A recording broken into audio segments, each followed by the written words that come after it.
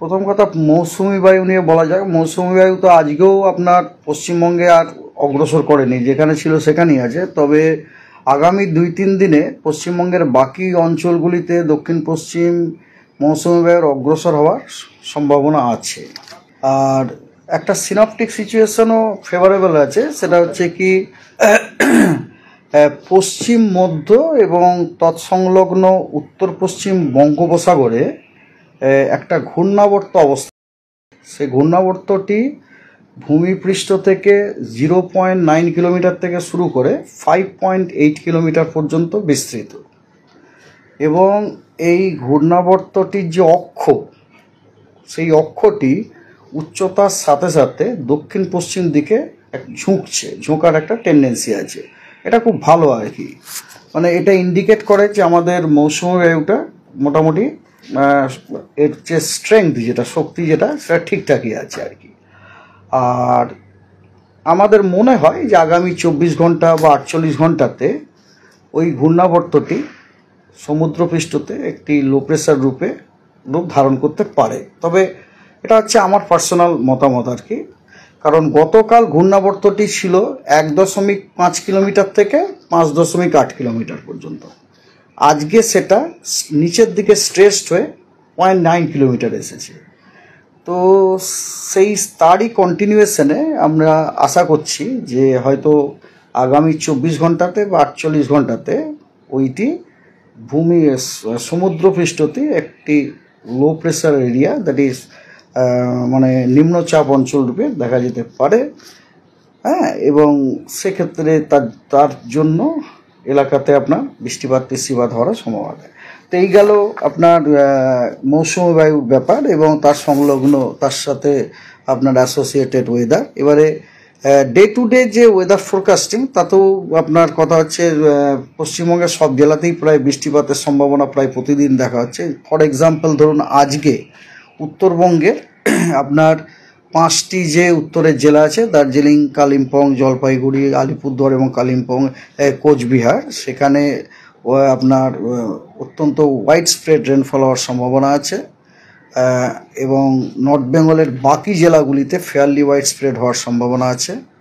আর south বেঙ্গলে আপনার মুর্শিদাবাদ, নদিয়া, 2টি 24 পরগনা, কলকাতা এবং 2টি মেদিনীপুরে আজকে ফেয়ারলি ওয়াইড স্প্রেড রেনফল হওয়ার সম্ভাবনা আছে। এবং সাউথ বেঙ্গলের অন্যান্য জেলাগুলিতে কিন্তু স্ক্যাটার রেনফল হওয়ার সম্ভাবনা আছে। আগামীকাল এবং 29 তারিখ এবং আগামীকাল যে হচ্ছে আপনার 5টি যে উত্তরের জেলা, যেগুলো একটু আগে বলা, সেগুলোতে সবই আপনার ওয়াইড স্প্রেড রেনফল হওয়ার সম্ভাবনা আছে। এবং পশ্চিমবঙ্গের বাকি সব জেলাতে আপনার ফেয়ারলি ওয়াইড স্প্রেড রেনফল হওয়ার সম্ভাবনা আছে। 29 এবং 30 2 দিনই পশ্চিমবঙ্গের সব জেলাতেই ওয়াইড স্প্রেড রেনফল হওয়ার সম্ভাবনা আছে। 29-30 2 দিনই।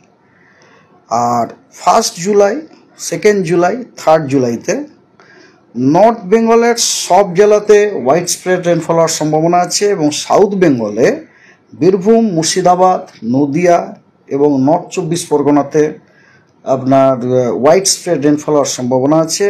এবং সাউথ বেঙ্গলের বাকি সব জেলাতে ফেয়ারলি ওয়াইড স্প্রেড রেনফল। আমরা এরপরে আসুন ওয়েদারের যে ওয়ার্নিং। আজকে ভারী বৃষ্টির ওয়ার্নিং দেওয়া হয়েছে দার্জিলিং, কালিম্পং, জলপাইগুড়ি, আলিপুরদুয়ার এবং কোচবিহারে। এবং বজ্রবিদ্যুৎ সহ বৃষ্টি এবং তার সাথে 30 থেকে 40 কিলোমিটার প্রতি ঘন্টায় ঝোড়ো হাওয়ার বাকি সব জেলাগুলিতে দেওয়া হয়েছে। বাকি সব জেলা বলতে আমি পশ্চিমবঙ্গের সব জেলাই বলছি, এবং তার সাথে জলপাইগুড়িও বলা হচ্ছে। 28 তারিখে ভারী বৃষ্টির সতর্কবার্তা দেওয়া হয়েছে। এই সতর্কবার্তাগুলো সবই কিন্তু হলুদ। হ্যাঁ, ভারী বৃষ্টির সতর্কবার্তা দেওয়া হয়েছে উত্তরের ওই 5টি জেলাতে এবং তার সাথে সাথে 2টি মেদিনীপুর এবং দক্ষিণ 24 পরগনাতে।